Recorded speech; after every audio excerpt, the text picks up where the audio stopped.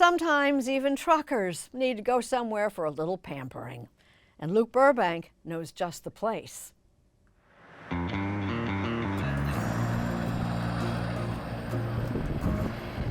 We could tell you the exact address of the world's largest truck stop, halfway between Chicago and Des Moines, but honestly, you can't miss it. It's the size of more than 150 football fields, 900 parking spots for trucks, and a staff of almost 600 people, and a bunch of merch calling it the world's largest. So who are we to argue?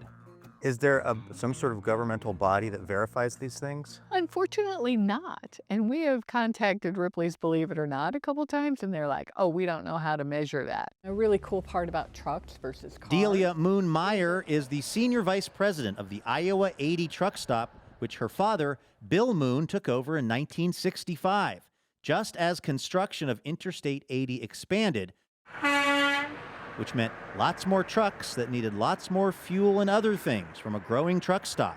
But always on her parents' mind, says Meyer, were the drivers themselves. My parents loved truck drivers. They thought it was cool. And for whatever reason, they just really got captured by the trucking culture. And they loved taking care of people. Her father died in 1992, but as the truck stop grew, so too did the family belief that truckers, the humans, needed as much maintenance as their trucks did. So, next to the 24-hour gym, they added a barber shop where Angie Clark spruces up long haulers and TV correspondents alike. You know, you can't pull a semi-truck just into any shopping center and jump out and get a haircut. So you want to make them look good and feel good, and you know, sometimes they don't get to talk to many people either. I'd never thought about that, but you're sort of part hairdresser, part therapist? We're a hairapist. And just down the hall, it's 99% emergency care. They're looking for pain relief. Yes, this truck stop has a dentist, Dr. Thomas Romer. They must be really grateful to roll in here with, because, you know, when you're having tooth pain, it's the only thing you can think about. These guys, when they can't sleep, they can't eat, they can't function, and then when they walk out of here pretty much pain-free, they're very, very appreciative. More than 70% of all U.S. freight is moved by truck, which means a lot of sitting. All right, here we go. Which is where Dr. Justin Seifert, in-house chiropractor, comes in. A little looser. Nice. The general population, they just don't believe that a chiropractor would be out here, but it makes perfect sense with truck drivers sitting all the time, and low back pain and mid back pain are their main problems just because they slouch from time to time. Maybe you need something for your rig. So what did you come here to get today? Lug nut covers. Perhaps something in chrome? Who doesn't like a chrome shop? A store, you know, for your big rig. It feels like a mall in comparison to, like, I don't know, like a convenience store. And like a mall, there's a food court, a restaurant too, where Rick Denny has been working for 33 years.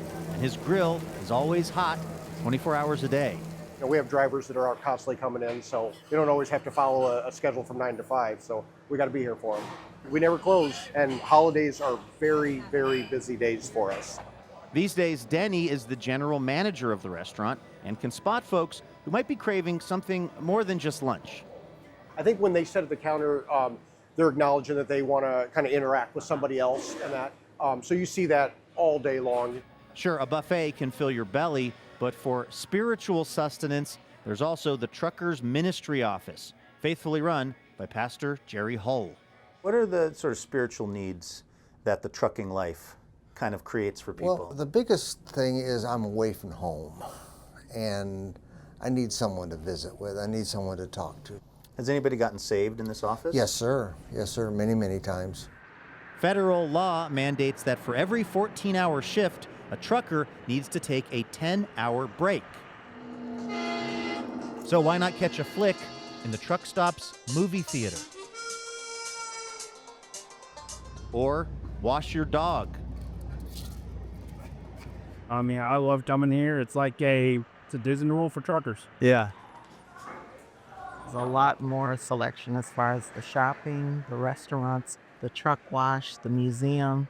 Wait, did she just say museum? Yes, Across the parking lot sits the Iowa 80 Truck Museum. This is our 1919 International, and this is the first truck that my dad bought. America's trucking history parked side by side, a collection started by Delia's father. This was the fanciest thing you could have gotten back in 1959. Yes. And you were supposed to drive your route, and then at night, when it was time to go to sleep, this is what you got? Yeah, and you loved it because before that, you would have brought a piece of wood and you would have put it over these seats and you would have slept on that piece of wood. So to have a 4-inch foam mattress, you were living the high life. The museum is free for tourists and truckers alike. Yet another oversized addition to this not-so-slight detour for those who keep America moving. Our customers they're with it people, and they are trying to do a job, and we help them.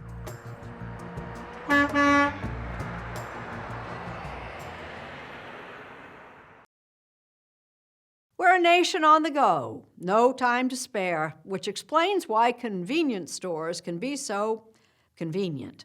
And for Luke Burbank, if you need it to go, you need to go to Buc-ee's. We all know that feeling. You're out on the open road, your gas tank is empty, but your bladder's full. Well, in Texas, a lot of folks in this predicament look for this cartoon beaver, the smiling mascot of Buc-ee's. Welcome to Buc-ee's! Welcome to Buc-ee's! Welcome to Buc-ee's! It's a gas station chain beloved by road trippers for its award-winning bathrooms and truly Texas-sized scale. 54,000 square feet of homemade fudge, a beef jerky bar, and whatever this is. You think that's big enough? Yeah, I think she'll like that. And they put that beaver on just about anything. Have a good one. There we go. Awesome. Perhaps not since Mickey Mouse, as a cartoon rodent, captured the hearts Wanna dance off? We're gonna be late for school, Mama. and crucially the dollars of so many, We love going to Buc-ee's. including customers like Alex and Yasmin Abreu. I mean, would you be as excited about a place if this was just called Travel Stop? You stop for the beaver. I haven't thought about it, but probably not. Yeah, it's true. These are boots that I had made with the Buc-ee's logo on it.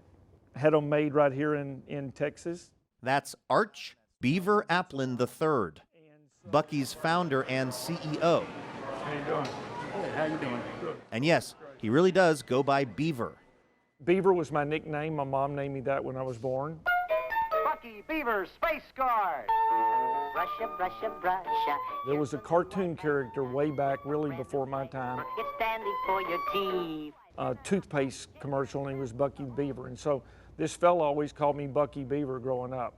Applin opened the first Buc-ee's in 1982 as a regular-sized convenience store, but it wasn't until 2003 that he got the idea to build the mother of all gas stations. These days, Buc-ee's has 41 travel centers throughout the South and boasts 2 world records for the world's largest gas station and the world's longest car wash. Whoa. Technicolor. Haven't seen that before. But the most popular attraction at Buc-ee's might be its restrooms, voted the best bathrooms in the nation back in 2012. Lots of space, tile floor to ceiling, well lit. Applin designed the restrooms himself. This is very spacious, very private. If the bathrooms are the number 1 and number 2 reasons for going to Buc-ee's, the number 3 might be this. Fresh chopped brisket on the board! Oh, look at that! In 2017, Buc-ee's hired 8-time world barbecue champion Randy Pauly as its director of barbecue. Oh, wow, I got a name tag and everything? We're gonna do this right. How'd I look? Is Wait that right? a minute, wait a minute. We're gonna have to do a little Texas on you. Okay. Oh, yeah. There we go. Look at these bad boys. It's Polly's job to teach new hires how to break down a brisket. So these are going to be logs that we're going to chop up. And what we do is we do front to back, X pattern, and you'll be good. Okay. You're at the helm, so you're the lead. I got fresh chopped brisket on the board. Fresh chopped brisket on the board. In this case, it turns out, actually my first rodeo. That looks How was that, boss? fantastic. All right. So this is one of your favorites. Yep. After almost 40 years in business, That is wonderful. Thank you. Beaver Applin and his very private, very camera-shy business partner, a guy named Don Wasik, still owned 100% of Buc-ee's. It wouldn't change the experience. No investors, no board of directors, and that's exactly how they want it. Any more fresh than this. Thank you. Yeah, it allows us total independence to do what we think is the best, and we don't have to answer to maybe a suggestion of how could we cut cost. Hey, welcome to Buc-ee's. It's probably one reason why the starting wage for employees at this gas station How are you today? is $15 an hour, All right, your total's going to be $19.21. with benefits. Did you ever have a moment where you thought, wow, I made it, it happened? My dad, I could always tell he had a little bit of concern. Are you okay? You sure are building these big? This went on many, many years. But when I saw in my dad's eyes that he wasn't concerned anymore and he felt like we had made it, then I think that would be my moment. Applin is now taking Buc-ee's national, with 6 travel centers outside of Texas and plans for many more. He's betting this unapologetically Texas institution can work beyond the borders of the Lone Star State. And he could be right. After all, when you've got to go, you've got to go. And there just might be a cartoon beaver guiding the way.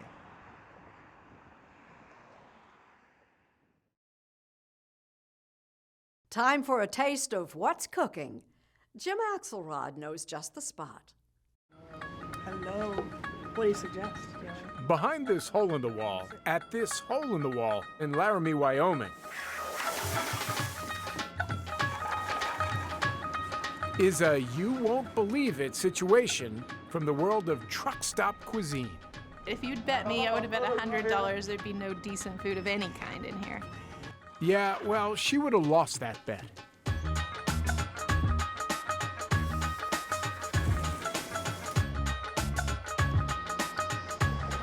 Just off exit 290 on I-80, the Indian food Mintu Pander and his staff are cooking up in this small kitchen behind the window guarantees that. This smells like we're in Mumbai, not in Laramie. Not in Laramie, no doubt. Just a few feet away from the motor oil, the military hats, the trucker shirts. You can smell That's it a off. very familiar smell for Indian food. That's it. That's what Our that is. storage shelves full of turmeric, coriander, and other spices maybe you haven't heard of. This is a leaf. It's called kasuri methi. I mean, if you start putting this on, you will not eat anything without it. There's a rice steamer with no off switch, an always full pot of chai, and the soul of any Indian kitchen, a clay oven, the tandoor. The tandoor, the flavor goes in the meat, not out of the meat. Like if you put it in the grill, everything kind of drips down. This way the heat is all around. It's surrounded by the heat. When Pander bought this truck stop in 2014, it came with a griddle for hot dogs and hamburgers. That's all you need? That's all I need. All right, thank you. But figuring truckers could get those up and down I-80, he went with a menu they wouldn't find anywhere else. Did they ever come in and say, all you got is Indian food, and I want meatloaf, I want a hamburger, I want a strip steak? So then we tell them, hey, try this. You're going to have that on the next stop anyway. Just mild spicy, not so really spicy. 99 out of 100, they would call again. Hey, I want something what I ate last time. That stuff was delicious. I want that meal. I don't know what it was named, but this guy, he gave it to me. I think it's number 29. You have all this today or what? Good. Yeah? From cross-country truckers, I don't know how to rate it, you know. 1 to 10. I mean, I'd say it's probably, good 9. I mean, how's it going? To locals like Sheriff's Deputy Bill Yates. If this is the area I'm patrolling, I know where I'm going to stop to eat lunch. Mintu's food has been a hit. Deputy Yates is partial to both the yellow curry and the broader field of vision that comes with it. It's bringing the world here, rather than keeping our world small. Strictly speaking, the restaurant accounts for a small part of Mintu's revenue. But that's not how Mintu speaks or thinks. I would say 5 to 10% at the most, 10%. So why bother? This is not a whole picture of the food. The people come in, get fuel, other stuff. So they would come in and spend $500–600 in fuel because they know they can get their meal they desire from last 800 miles here. He's opened another spot in Nebraska and will soon add a third in New Mexico. Turns out there's some money in all these smells and tastes, especially with the changing face of trucking, since nearly 19% of long-haul truck drivers in America are now immigrants. No surprise for you that you can recreate all that stuff in the middle of a truck stop on I-80? Well, that was the plan, so we succeeded. All it took was for Mintu Pander to trust his gut and those of hungry truckers driving by.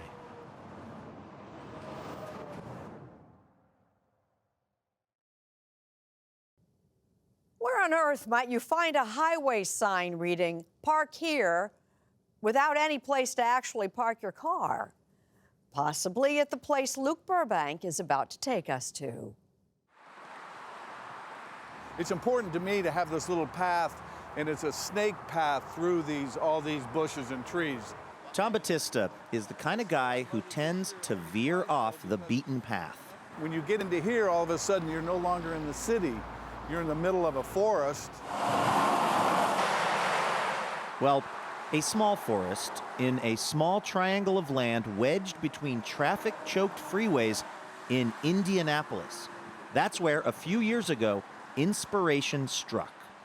There's this hill that's been planted with trees, and it just seemed like if we could just put some seats out there, people would sit out there and watch traffic.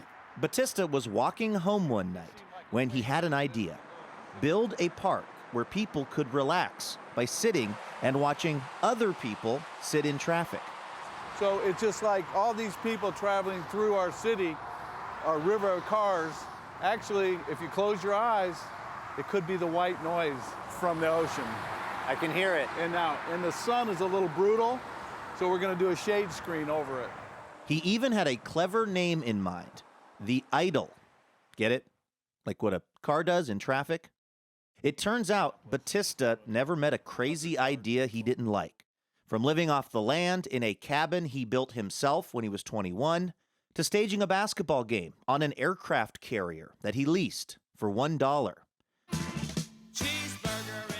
To doing his actual day job, which is, we're not kidding, being Jimmy Buffett's stage manager. So, to him, building a park in an overlooked highway median, well, that seemed perfectly normal. We don't have rivers, and we don't have mountains, and we don't have oceans, but we do have traffic. I'm not saying it in a bad way. I'm saying this is what we have. Let's use what we have. It's definitely unique. I first heard about Tom through my other job on the NPR quiz show Wait, Wait, Don't Tell Me, where let's just say I was skeptical. Battista says he got the idea 5 years ago while walking along the freeway, which it should be noted is almost never a sign things are going great in your life. So after mocking him to millions of radio listeners, it only seemed fair that I come check out the project for myself. So the first time you did this, and actually maybe even now, were you technically trespassing? I'm not saying. Battista's idea was actually pretty big, creating this public space, but also reuniting two old Indianapolis neighborhoods that had been torn apart in the 1960s by the interstates. On this side was Holy Rosary. It was the Italian neighborhood. On the other side was St. Pat's, and it was the Irish neighborhood. And it turns out his interest in reuniting people from both sides of the freeway is really very personal. My mother is a Murphy. My dad's Italian, Battista. They would have never gotten married if they didn't meet before that stupid interstate came through. You wouldn't exist. I might not even exist because that interstate divided these neighborhoods. But his dream, noble as it sounded, was still at that point just a dream. And then something surprising happened. 6.5 years after the first inspiration, after dealing with maddening local bureaucracy and organizing countless hours of volunteer labor and getting local artists to contribute their work, Tom Battista actually built the Idle. Are you happy with how it turned out? I'm very happy. It's because you can come here any time of the day or night and there'll be people that'll be here and you can talk to them, and it's refreshing because everyone thought that it would never work. They thought it was a dumb idea, and it turns out it's a great idea. A great idea that Bashiri and Uzuri Asa appreciate. It's very much an abstract place to hang out. How about the noise? It turns into sort of a lull. It's not distracting or annoying at all. It's just like air going by. The way we judge the attendance was how fast the trash cans filled up. For Tom Battista, who's had lots of far-out ideas, this oddball park, this might be the accomplishment of his lifetime. God, who would have thought, a simple thing that we were going to do with volunteer labor, and now it's this huge thing that it's amazing.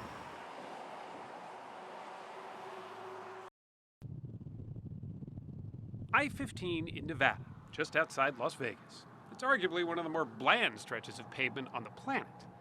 But out in all that khaki is something that has motorists rubbing their eyes in disbelief. This is no mirage. It's very real, very big, and very bright. It does sort of call to you from the road in a way that nothing else in the middle of the desert necessarily does. Yeah. It really gets you excited, worked on. Made of painted limestone, these Technicolor towers appear both ancient and modern, both native and foreign. And that is precisely why it is art, says David Walker of the Nevada Museum of Art. But I think we're seeing a movement over the last few years where artists would like to engage a larger public and would like to have scale. They look almost like people, just giant, nice people, gentle people. It's the vision of Ugo Rondinone, a Swiss artist living in Harlem, who calls his desert friends the 7 Magic Mountains. So what do you want people to take away from this? It's not something intellectual, it's just something to experience. I always say it, you don't have to understand an artwork, you have to feel it. And people have been making connections with it ever since Ugo unveiled it this past May. It's so colorful, it's huge, and it's not something you'd expect to see out here in the desert, so it's really surprising. Droves of the curious have been braving the desert heat, not to mention warnings of venomous snakes, to come investigate the oddity for themselves.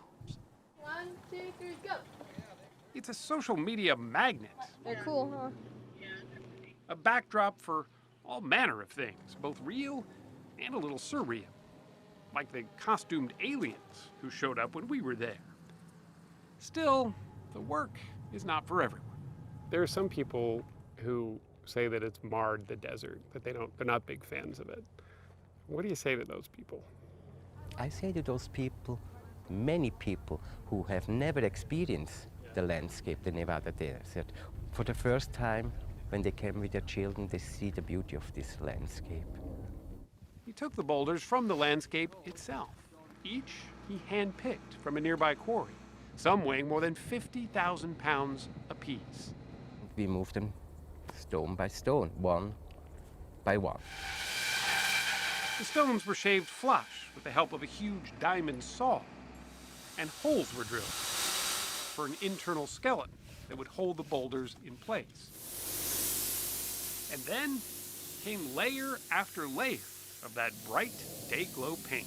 It's the contrast that you wanted, right? Between the artificial and the natural. Exactly.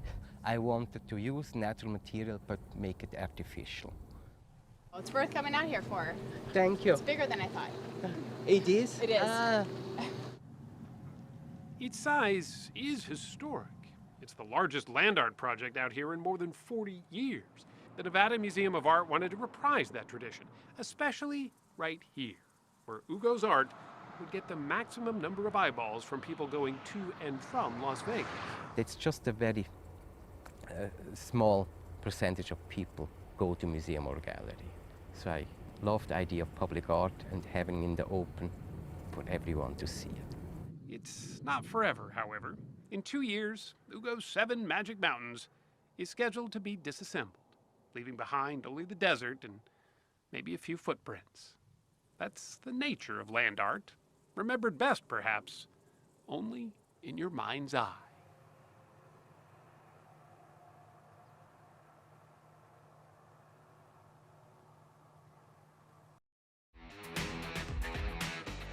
America is a land of vast, open spaces, best explored 1 mile at a time.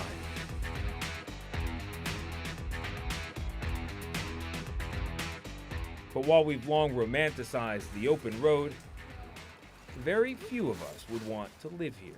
The wheels on the bus go round and round, round and round. But then there's the Shanup family. Wheels on the bus. Robin, Robert, and their 4 kids, all under the age of 10.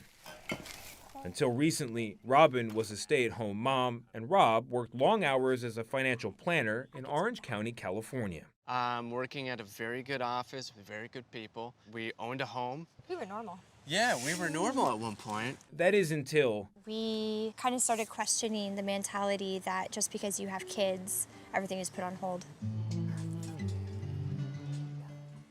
We love to travel, and we thought, well, why can't we just bring our kids with us? Now the family of 6 eats, sleeps, and lives in a converted school bus. So this is it. Home sweet home. Home sweet home. You can stand up. Just barely. How many square feet is this? 250. She knows right off the top of her head. Yes. We caught up with them in rural Tennessee. We see what we're doing, too, as a large part of our kids' education. I mean, they're pretty young, and they've seen the Declaration of Independence. They've seen the Lincoln Memorial. They've seen a lot. Robin homeschools the kids, and Rob is still a financial planner. Do you ever have clients say, I don't want to take money advice from a guy living in a bus? Yes. Yeah. A few, and then they became clients. When they understand that it's a lifestyle, not a consequence. Yes, It's a lifestyle, We're not doing this because something happened. We chose it.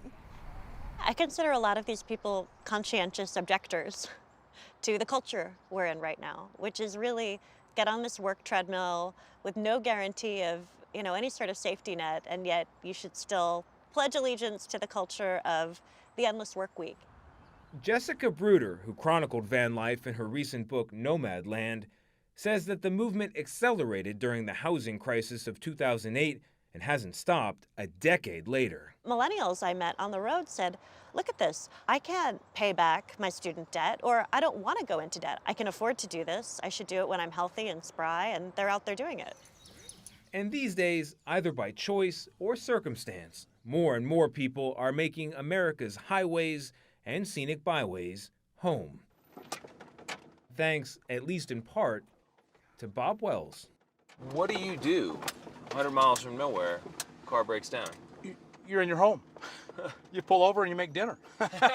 Literally. Now, to be clear, Bob Wells knows what you're thinking when you see the van and the beard. For most people, I think, the archetypal failed character in American life is the guy in the van down by the river. That's it. You want to say you're a loser, that's how you would describe it. And the first night Wells slept in his van, he felt like a loser. I had just gotten a divorce, something I swore I would never do. We were fighting over the kids. I faced losing them. And now I'm living in a van. But as the months rolled by, every step of the way, you just answer every problem as it comes up. Bob Wells started to feel less lost and more like a man who had found a roadmap to happiness. 20 years later, he's sure of it.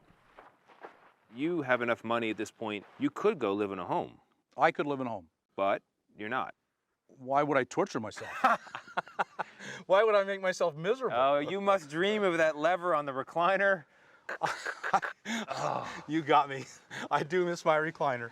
But it's not worth the sacrifice. My name is Bob Wells, and I own this channel. This former grocery store clerk from Alaska now runs a website and more recently a YouTube channel to spread the gospel of van dwelling. Equal parts frugality, $8 on Amazon. Simplicity, Pretty straightforward. and freedom. There is a different way to live. Wells also covers Van Life 101. Like, is this legal? Mostly. Depends on where you park and for how long. Doesn't everyone need a permanent address? Sure, but there are mail forwarding services. What about work? If you have a cell signal, you can work anywhere. And of course, the biggie. How do you know? The topic of today is poop. You can find out that answer yourself online, where Bob's videos are approaching 50 million views. I think the average person might come into a van like this and think it's a little cramped. I think anybody in their right mind would come into this and say, this is a little cramped. All right, I'm trying to be polite. Be diplomatic. I sleep in here and I live out there. Bob Wells says today's van dwellers are a little different from the retirees that have long spent their golden years in RVs. There are a lot of RVers who live a normal, happy life. Well, they transferred their average same life that they've always had and put it in an RV and lived exactly the same way. I see van dwellers as rejecting to some degree something about society. It could be the 9-to-5 grind. Whatever it is, it's not just the transfer of the same life they've always lived for the last 50 years into a different home shape on wheels. It's a rejection of some element of it. Though van dwellers might be taking the road less traveled, their rolling homes can be as varied as any other. This is just another way to increase the countertop space. And this is a full queen-size bed in here. From the cozy to the contemporary. And that's run from solar panels that are on the roof. This old airport shuttle even has its own music studio. Still, you're right if you think van life is not an easy life.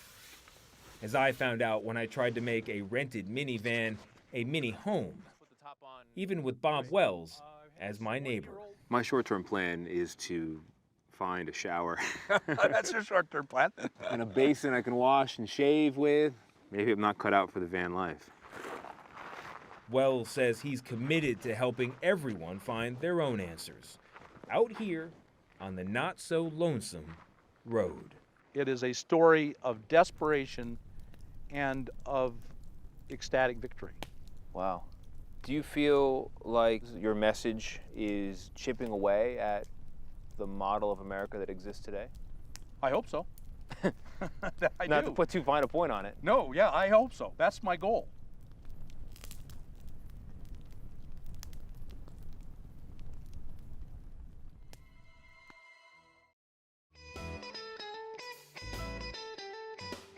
And now a page from our Sunday Morning Almanac, November 11th, 1926, 92 years ago today. The day highway officials green-lighted plans for Route 66. Completed in 1928, the new road began in Chicago and stretched west more than 2,400 miles. In the 1930s, refugees from the Oklahoma Dust Bowl followed it to begin new lives in California, prompting John Steinbeck to christen it the Mother Road. The ensuing years brought restaurants and motels and attractions of every sort. It even had its own theme song, this version recorded by Nat King Cole. Get your kicks on Route 66. In the 1960s, Route 66 became a popular CBS series. But in time, the interstate highway system replaced Route 66. Still, some sections of the old road remain. The Mother Road turned memory lane.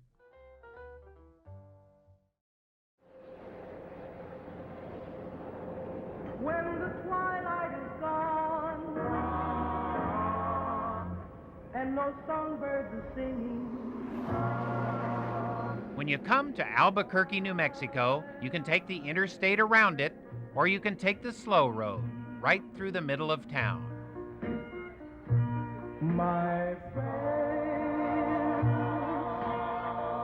is to linger with you.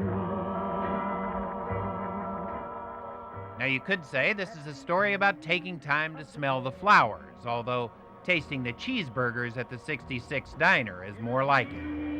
That's divine. The diner serves up heaping portions of calories and cholesterol, caffeine and camaraderie, hearkening back to a time and a road that no longer exist. It was called the Mother Road by John Steinbeck in The Grapes of Wrath, in which the road took people out of the Dust Bowl of Oklahoma to the promise of California. Route 66 inspired a popular hit song performed by everybody from the Andrews Sisters to the Rolling Stones, although Nat King Cole may have sung it best. If you ever plan to motor west, travel my way, take the highway, that's the best. Get your kicks on Route 66. Route 66 was called the Main Street of America. It started in Chicago, meandering 2,400 miles through 8 states and 3 time zones. Toll-free, past a cavalcade of thousands of gas jockeys, motel clerks, and waitresses who called everybody honey. It rolled past a staggering array of roadside attractions and scenery, both bizarre and beautiful.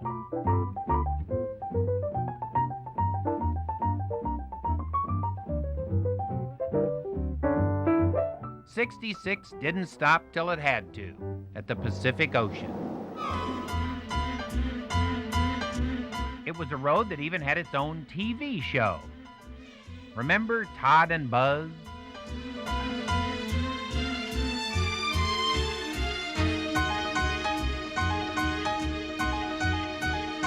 Only 2 of the episodes, as far as I know, were actually filmed on 66. Tom Snyder is a Route 66 aficionado.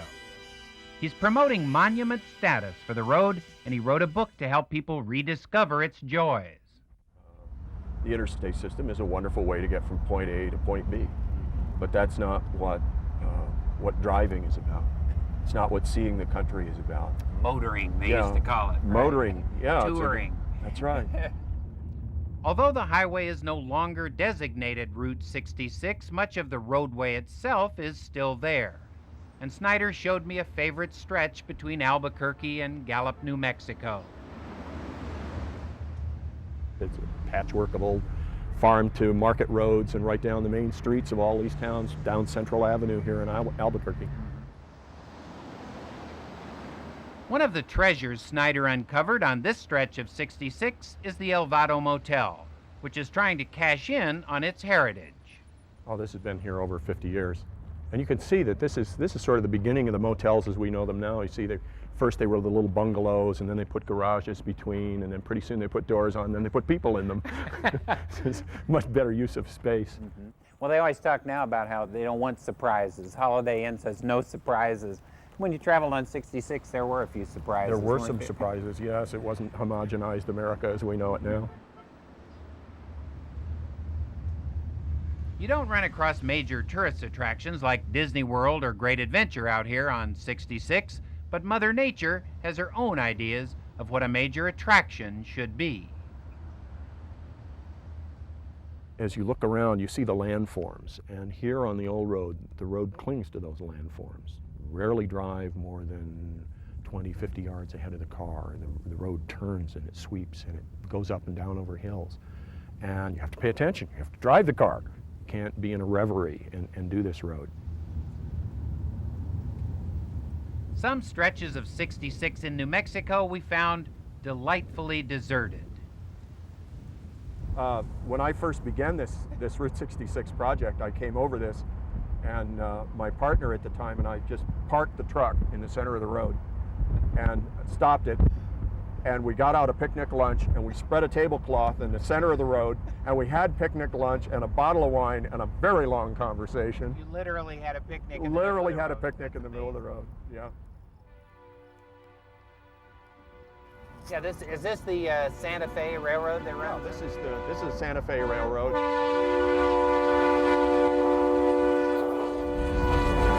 It's great to be out here in wide open space and get excited about a train. Again. Yeah. It doesn't get boring. It's not like the interstate where you can see 50 miles. When traffic went to the interstate, many businesses along 66 disappeared, but some dug in on the side of the road and wouldn't say die. Tom Lamantz, who came here by covered wagon in 1928, is on Route 66 with the interstate right out his back door. But still, he has trouble selling hubcaps. I would probably get a lot more business if I had an exit here close to the place. I do have some people that go to either exit and come back, but it'd be a lot more if there was an exit near here.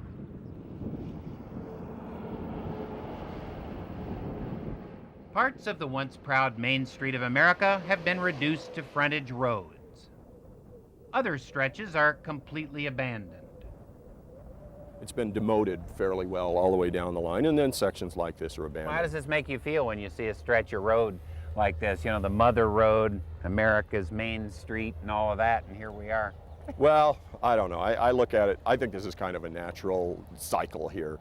These were all animal trails and Indian trails in the beginning, and now look, it's going back to the way it was.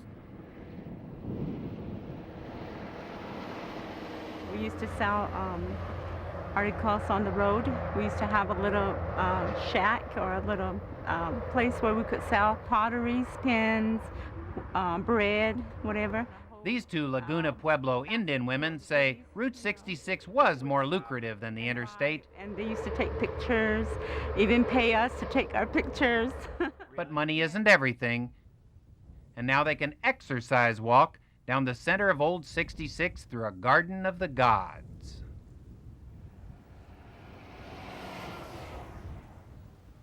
You know how you thought the scenery in the cowboy movies was all fake, just painted murals? It's not. It's New Mexico. We think in terms of the end point of an experience. We forget the experience itself. And like here it is. You sometimes find this on Route 66, just solitude. Just listen. There's no sound here except a few birds and a little wind.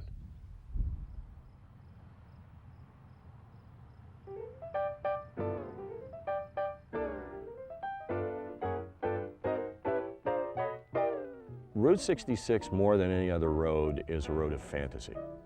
Even people older than we who travel the road and perhaps escaping the Dust Bowl or taking a honeymoon to California or whatever, those people don't even remember the road clearly. They have a fantasy of the memory of the road. And young people make up out of what they've seen on television or what they've read what this road is about. And the odd thing about the road is it never seems to disappoint them. It is a place where the slow road and the fast road divide, and where your choice makes all the difference. Get your kicks on Route 66. Get your kicks on Route 66. Get your kicks on Route 66.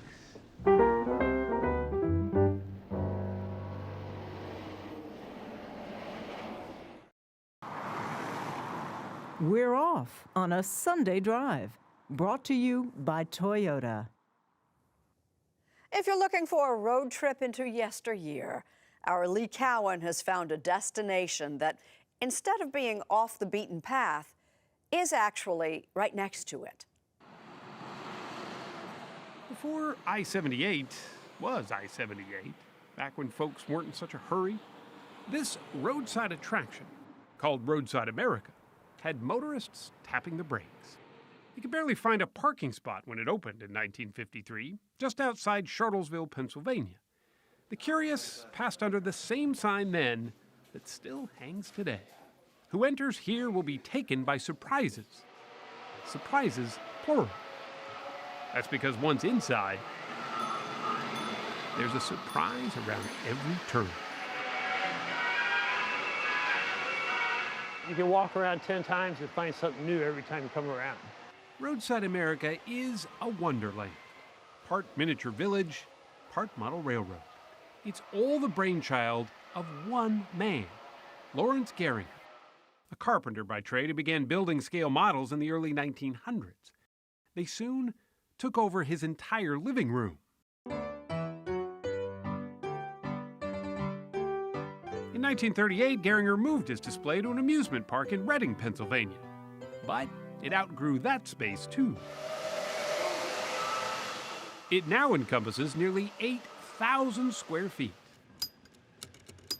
with 4,000 tiny residents living and working amid their hundreds of tiny handmade homes and businesses. To me, it's a testimonial for people who want to give up, don't give up. Because this could happen. Dolores Heinzen is Lawrence Gehringer's granddaughter. That's her with him back in the 1950s. It's an absolute time capsule of an era that's long gone. It does conjure simpler times. The square dance in the barn, the Esso gas station with its army of attendants, and the church choir singing behind the intricately hand-painted windows.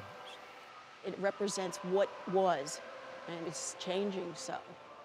Lawrence Gehringer passed away in 1963, and everything here has remained largely as he left it. I always feel it's him in here. You still feel that even now?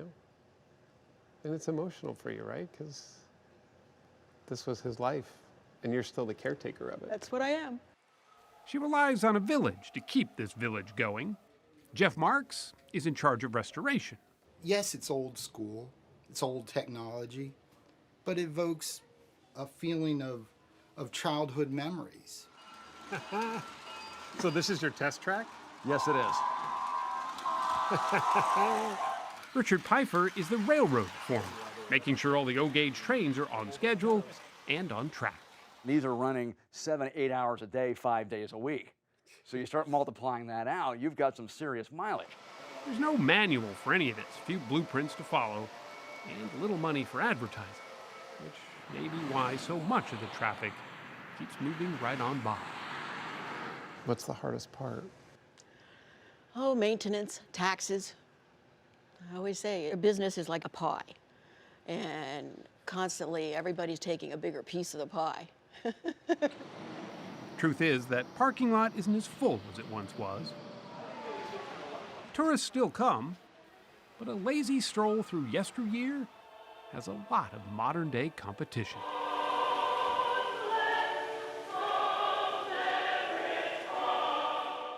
So, after all these years, Dolores is putting Roadside America up for sale, hoping someone with deeper pockets than hers can preserve what she no longer can. Mr. Gehringer himself operates the 96 switches which keep Roadside America humming. It's not closing, she says. At least she hopes not.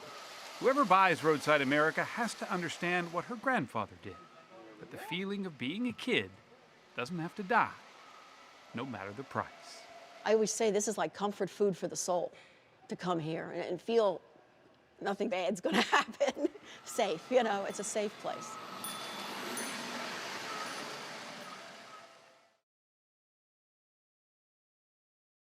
There's no telling when you might learn the lesson of a lifetime.